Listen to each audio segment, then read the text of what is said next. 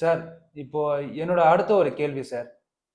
MIP notification இன்னைக்கு issue பண்றாங்க, நாளைக்கு இஷ்யூ பண்றாங்க, நேத்து தான் இஷ்யூ பண்ணியிருக்காங்க. அப்படின்னும்போது, நான் இப்ப என்னோட கூட்ஸ் ஆல்ரெடி இம்போர்ட்டுக்கு ஆர்டர் குடுத்து, அந்த இம்போர்ட் கூட்ஸ் கப்பல்ல ஏத்திட்டு இருப்போம் சார். இப்போ எனக்கு ஏதாவது எக்ஸம்ப்ஷன் இருக்குங்களா சார்? சார், அதாவது ஷிப்மெண்ட்ஸ் இருக்கு இல்லையா, அந்த மாதிரி ஷிப்மெண்ட்ஸுக்கெல்லாம் வந்து இதிலிருந்து இம்யூனிட்டி எக்ஸம்ஷன் கிடைக்கும். எப்படின்னு பார்த்தீங்கன்னா, ஃபாரின் ட்ரேட் பாலிசியில் சில கண்டிஷன்ஸ் ஃபிக்ஸ் பண்ணியிருக்காங்க. எதெல்லாம் வந்து date of recording of imports as well as எக்ஸ்போர்ட்ஸ்னு சொல்லிட்டு, இம்போர்ட்ஸோடைய தேதியை கணிக்கிறது எப்படின்னு பார்த்தீங்கன்னா, இப்போ நீங்கள் அந்த கேள்வி கேட்டீங்கல்ல, இந்த நோட்டிஃபிகேஷன் வந்து இப்போது இன்றைக்கி வந்திருக்கு. ஆனால் நீங்கள் 15 நாளைக்கு முன்னாடியே உங்களுடைய கார்கோ வந்து ஒரு வெளிநாட்டிலேருந்து, ஃபார் எக்ஸாம்பிள் சைனாலேருந்து இந்தியாவுக்குள்ளே வந்துன்னு அதுக்கு வந்து கப்பலில் ஏற்றிட்டீங்க. Export invoice, packing list, certificate of origin, மற்ற டாக்குமெண்ட்ஸோடு சேர்ந்து பில் ஆஃப் லேடிங்கும் உங்கள் கையில் இருக்கும்.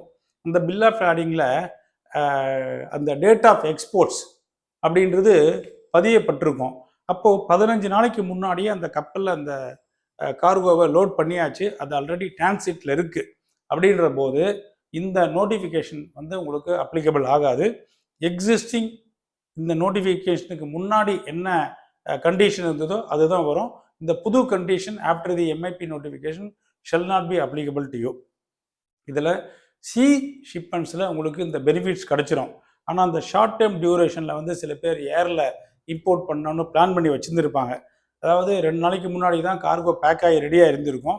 அது ஃப்ளைட்டு அந்த ஏர்போர்ட்டுக்கு வந்து அந்த அவங்க கஸ்டம்ஸ் ஃபார்மாலிட்டிஸ்லாம் முடித்து வரும்போது என்ன இருக்கும், அது இன்னைக்குள்ளே வந்திருந்தால் பிரச்சனை இல்லை. சப்போஸ் உங்களுடைய ஏர்வே பில் வந்து நாளைக்கு டேட்டில் வந்து அந்த எக்ஸ்போர்ட்டு டேட்டு வந்து ஃபாரினில் வந்து அந்த டேட்டு ஃபிக்ஸ் ஆகுதுன்னு வச்சுக்கோங்க. அப்போ உங்களுக்கு அந்த பிரச்சனை தான். அந்த லெட் எக்ஸ்போர்ட் டேட்டு வந்து after the issue of the நோட்டிஃபிகேஷன்னா உங்களுக்கு சாய்ஸ் இல்லை. எம்ஐபியில் என்ன கண்டிஷன்ஸ் இருக்கோ அதை நீங்கள் பே பண்ணி ஆகணும். இன்னொரு ஒரு அட்வான்டேஜ் இதில் பார்த்தீங்கன்னா, லெட்டர் ஆஃப் கிரெடிட்டில் பல இம்போர்ட்டர்ஸ் எக்ஸ்போர்ட்டர்ஸ் வந்து நெகோஷியேட் பண்ணியிருப்பாங்க கார்கோவை, அதாவது எல்சியில்.